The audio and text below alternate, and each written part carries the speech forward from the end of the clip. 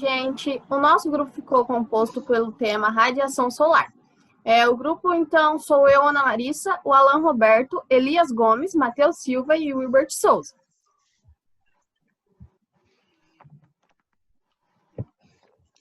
O que é a radiação solar? Ela é uma energia emitida pelo Sol e que se propaga sob a forma de ondas eletromagnéticas.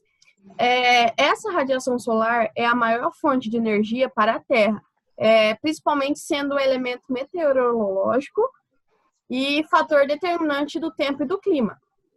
Ela fornece anualmente para a atmosfera terrestre cerca de 1,5 vezes 10 na 18 kWh de energia. A radiação solar também é a mais importante pela dinâmica da atmosfera terrestre e pelas características climáticas do planeta.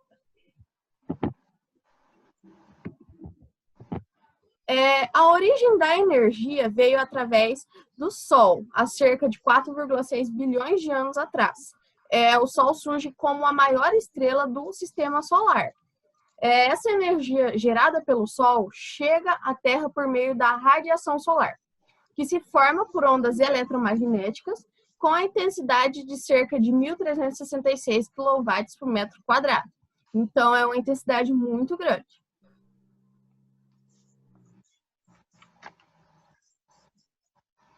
Ao longo da história, as culturas, desde dos primitivos, já utilizavam essa fonte primária de energia. Então, essa utilização do Sol vem desde lá do século 7 antes de Cristo, onde as pessoas utilizavam como se fosse uma lupa, e essa lupa vinha refletindo o Sol, a luz do Sol, fazendo assim com que acendessem as fogueiras. Então, ali elas conseguiam fazer o fogo. Em 1767, teve o suíço cientista, que foi o Horace Benedict de Saussure, que inventou o heliotermômetro. E também a primeira placa térmica de energia solar, que também, alguns anos depois, foi chamada de caixa quente. Esta caixa quente era uma caixa retangular, de pinho de meia polegada e forrada com cortiça preta. Ela tinha, então, cerca de 3 folhas separadas de vidro que cobriram a parte superior da caixa. E quando ela ficava exposta ao sol, esse fundo dessa caixa atingia cerca de 228 Fahrenheit em questão de temperatura.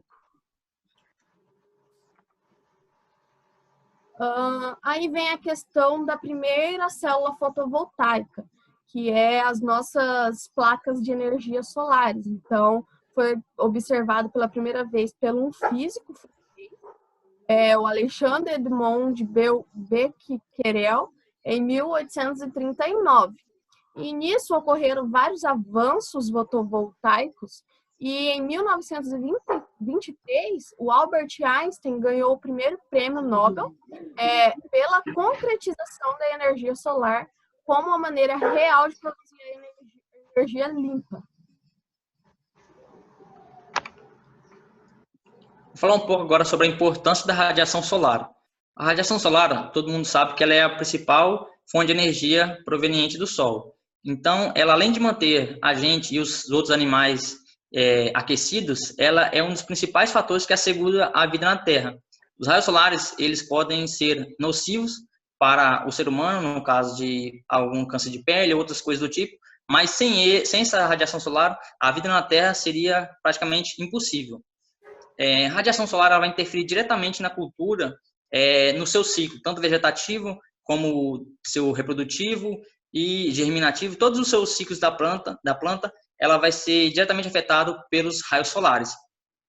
Tem alguns processos, no caso físico, que é o aquecimento, evaporação, o biofísico, que é a transição, que no caso é a transpiração, que no caso seria quando é o processo biofísico, na qual a água vai passar por toda a planta e ela vai ocorrer todo o seu metabolismo e ela vai ser diretamente, novamente direcionada à atmosfera, principalmente pelos estômatos, em sentido de evaporação, na transpiração. e o outro é o biológico, que é a fotossíntese, que é um principal processo biológico da planta, que é onde a energia que vai ser necessária para que ocorra o início dessa fotossíntese vai ser proveniente do Sol. O Sol, no caso a radiação solar, ela também é muito importante nos frutos da planta. Na questão também da metabolismo de sacarose, que vai ocorrer também essa formação da sacarose e assim o fruto vai ser mais doce. Então precisa de horas-luz dessa radiação para que ocorra essa formação da sacarose e entre outros fatores que o Sol, no caso a radiação, é muito importante para a planta.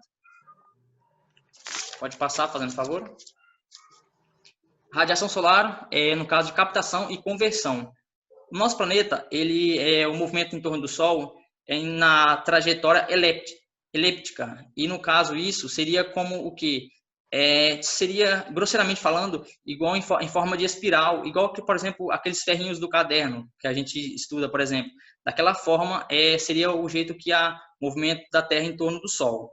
A inclinação da Terra em comparação com o Sol é cerca de 23,5 graus. Isso é no plano equatorial. Essa inclinação ela é responsável pelo quê?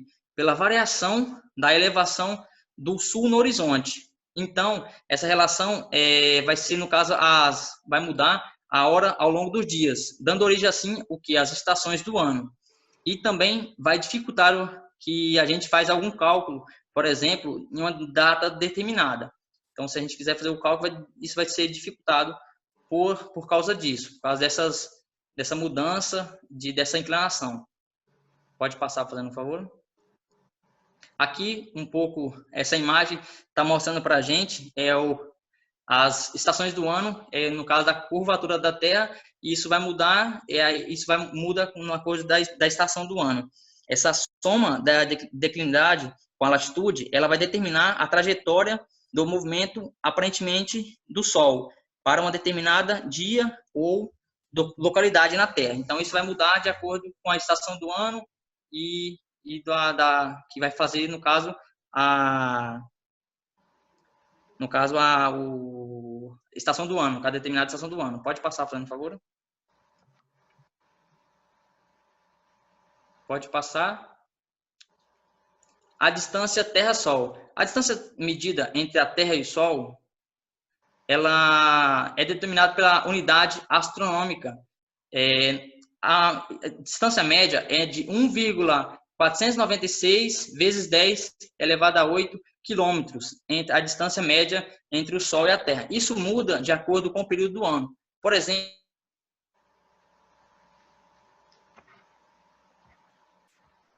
onde a Terra está mais próxima do Sol. Isso vai ocorrer no começo de janeiro, por exemplo, onde a Terra está próxima do Sol cerca de 1,47 vezes 10 a 8 quilômetros. E no período afélio, que é onde a Terra está mais longe do Sol, ocorre no começo de julho. Essa distância é de 1,52 vezes 10 a 8 quilômetros de distância, no caso, em decorrência do Sol. Pode passar, por favor. Falar um pouco agora sobre o balanço de energia, comparando que o Sol, que a radiação solar traz para a gente. Essa energia captada, ela vai ser utilizada tanto no aquecimento da planta, como no aquecimento do solo, no aquecimento do ar, entre outras coisas. A evaporação da planta também. E essa distribuição da radiação solar é dividida entre ondas curtas e ondas curtas e ondas longas. Essa proximidade de aproximadamente 50% dessa energia solar que chega ao topo terrestre, ela vai atingir a superfície da Terra.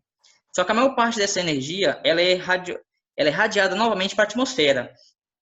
Isso vai fazer com que a Terra tenha uma superfície, a temperatura superficial bem menor do que a do Sol. Então, a radiação terrestre tem comprimentos de ondas maiores do que a de radiação do Sol. E, então, isso vai fazer o quê? Com que conclui-se, então, que a atmosfera é um observador bem eficiente em relação ao Sol, no caso, entre as radiações entre 1 a 30 micrômetros. O vapor da água e o dióxido de carbono, eles são os principais gases que são absorvedores nesse intervalo de tamanho de onda. Então, a atmosfera ela é bastante transparente em relação ao Sol, por exemplo, e no caso as ondas curtas, e vai absorver mais fácil a radiação terrestre, que no caso são as ondas longas. E a Terra ela é a maior fonte de calor para a atmosfera. A atmosfera, portanto, ela vai ser aquecida a partir da superfície e o que é evidente no perfil vertical médio da temperatura, no caso da troposfera, que ela vai ser uma amostra de um declínio. No caso de, a cada 1 km de altura, vai cair cerca de 6,5 graus de temperatura a cada 1 quilômetro que você subir no alto, no caso, na atmosfera. Aqui essa imagem está mostrando a energia solar, vai transferir energia para o solo, vai ocorrer então a evaporação, a transpiração das plantas, a energia refletida vai ser novamente refletida para a atmosfera, o solo vai ocorrer mudanças nessa temperatura do solo, aqui embaixo, quando vai ser absorvida essa temperatura, o solo vai mudar a sua temperatura, e também com essa temperatura do solo alta, vai ocorrer de novo a mudança do ar, da temperatura do ar. Então, vai voltar de novo com ar mais quente. Aí só ocorre essa dinâmica de mudanças aí.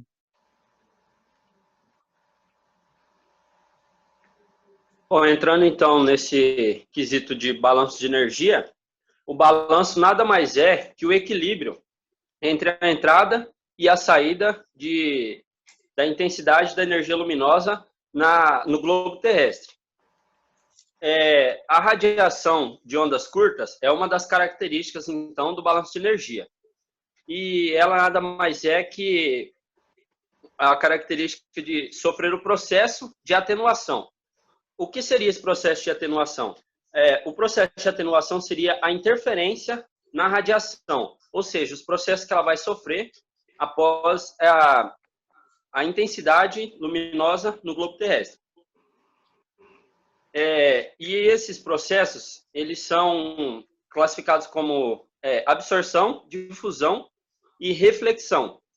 Esses 3 processos, então, eles vão estar interferindo na radiação de ondas curtas, onde a absorção vai ocorrer no nosso ambiente e ele é responsável, então, as plantas, lâminas d'água, como mares, rios e oceanos, e até mesmo o solo presente na superfície terrestre. Vai estar absorvendo essa radiação. A difusão seria o processo de espalhar esse calor, espalhar essa radiação que é incidida na superfície terrestre, e tem também a reflexão. A reflexão é o processo de devolver essa radiação solar para o ambiente em que ela veio, ou seja, para o espaço. E essa reflexão ela acontece nas nuvens e também na atmosfera, onde parte dessa energia luminosa é retida e refletida de volta. Já o balanço de ondas curtas é parte da energia luminosa que chega na atmosfera e atinge a superfície, e a outra que sofre a reflexão. O balanço de ondas curtas, então, ele tem essa questão dessa interferência do ambiente interno. Ou seja, a parte da energia vai ser refletida e parte da energia vai atingir a superfície. E o balanço de ondas longas, a superfície ela emite radiação para a atmosfera com a energia, com a intensidade acima de 3.000 nanômetros. Vai ser o processo inverso, no qual o balanço de ondas curtas ele vai estar emitindo para dentro, para a atmosfera e, consequentemente, para a superfície, e o balanço de ondas longas ele vai estar fazendo o processo contrário, no qual emite a radiação para a atmosfera.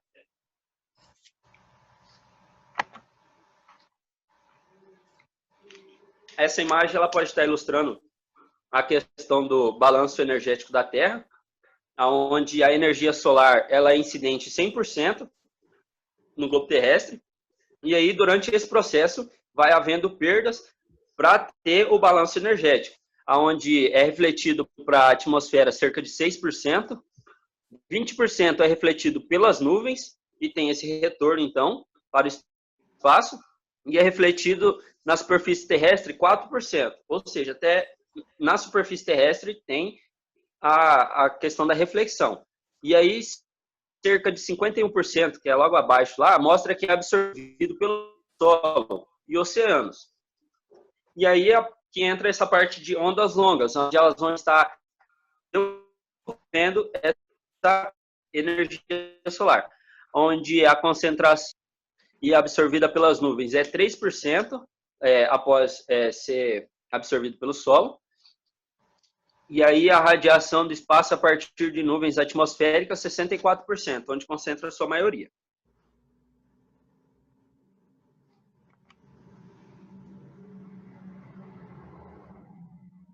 O balanço de energia. Os componentes do balanço da radiação, eles são compostos pelas ondas curtas e ondas longas. As ondas curtas, ela tem o QG como irradiância solar global recebida pela superfície. E ela é dividida em QD e QC, que é a radiação direta e a radiação difusa. A radiação direta é aquela que incide diretamente sobre a superfície e a radiação difusa é aquela que sofre interferência do ambiente. O RQG é a radiação refletida pela superfície e o R é o coeficiente de reflexão da superfície. Esses conceitos eles são utilizados para fazer a parte de cálculos do balanço energético.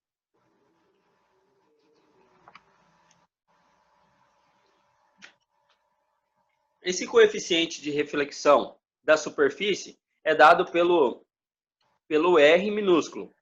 E esse coeficiente de reflexão, para superfícies naturais, ele é conhecido como albedo. O que seria esse albedo? O albedo é a razão entre a quantidade de luz que é difundida ou refletida pela superfície, a quantidade de luz que é incidente sobre ela, ou seja, sobre a superfície. E esse albedo ele vai variar de acordo com o local de incidência, ou seja, a incidência na água, esse coeficiente de reflexão ele é cerca de 5%, uma quantidade pouco significativa quando comparado então com neve e areia, onde tem os maiores albedos, que é entre 40% e 90%. E as florestas, a vegetação, ela é responsável por 10% a 15% do coeficiente de reflexão, e as plantas cultivadas, ou seja, vamos se dizer, as lavouras, elas estão responsáveis por 20% da reflexão da energia.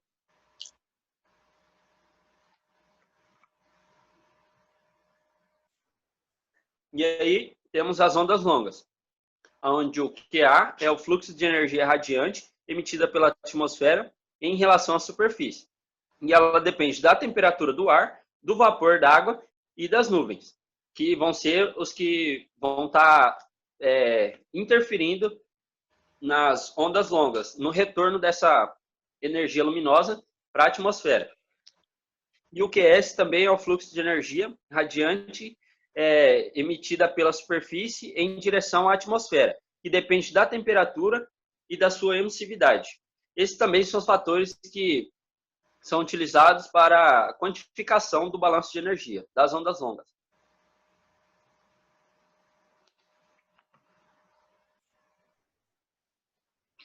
Bom, vou estar falando um pouquinho sobre a influência da radiação solar sobre as plantas. Esse efeito que a radiação solar tem sobre as plantas vai variar de acordo com o comprimento de onda que atinge ela. Isso segundo Chang em 1968.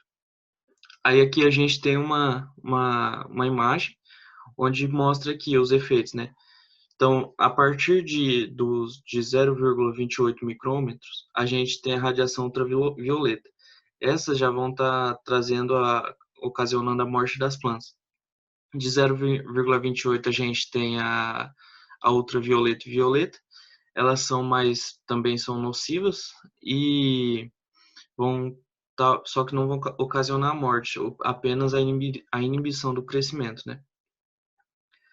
Aí a gente já começa com, a partir do 0,40, 0,50 a 1 micrômetro, já tem influência ali sobre a clorofila e os processos fotossintéticos. No caso de 0,40 a 0,51 já começam a luz azul, já começa a ativar a clorofila e a xantofila. De 0,51 a 0,61 já tem um pouco de as cores verde e amarelo, o espectro verde e amarelo já influencia um pouco no processo fotossintético ali da planta. De 0,71 a 72 já vão estar mais acentuados ali no processo de fotossíntese, que seriam as cores vermelho, laranja e vermelho. O vermelho distante vai atuar diretamente ali, por exemplo, na ativação das clorofilas no fotossistema 2, que vão estar ali sendo excitados, liberando elétrons para o fotossistema 1.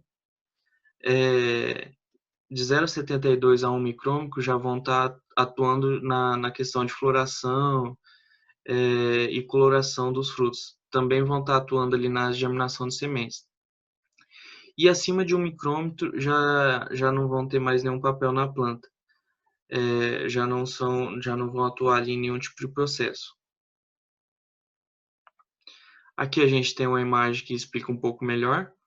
No caso de 0,1 a 0,28, mais ou menos aqui na imagem, a gente vai ter as luzes a ultravioleta. Esses daí vão ter um efeito nocivo na planta, ou seja, vão fazer mal para ela, sendo que menor que 0,28 vão estar causando a morte rápida da planta. E a partir ali do azul, a gente vai ter mais influência. A gente tem o efeito da radiação solar dividido em ultravioleta, visível e infravermelha, onde a gente vai ter a luz visível que vai do ultravioleta ali até o vermelho. Bom, a radiação solar e a fotossíntese, como eu falei, ela tá presente ali no processo fotossintético. No caso, a gente tem aqui a equação da fotossíntese, onde 6 moléculas de gás carbônico mais 6 de água, com a incidência da energia solar, que seria a energia necessária, vão gerar 6 moléculas de glicose, no caso, que seria o carboidrato, e liberando para a atmosfera ali o oxigênio. Então, a fotossíntese ela tem um processo, ela é importante para a gente, porque o oxigênio é essencial para a vida, além de ser necessário para a produção de alimentos no mundo, tanto para os animais quanto para a gente, porque as plantas são responsáveis por isso. Porém, a radiação solar não oferece somente benefícios, como eu falei. A gente tem tanto o colapso da planta, tanto pela falta quanto pelo excesso.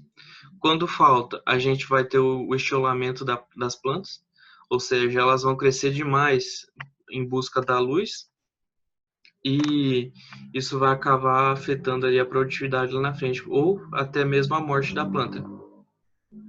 E o excesso pode causar ali a murcha.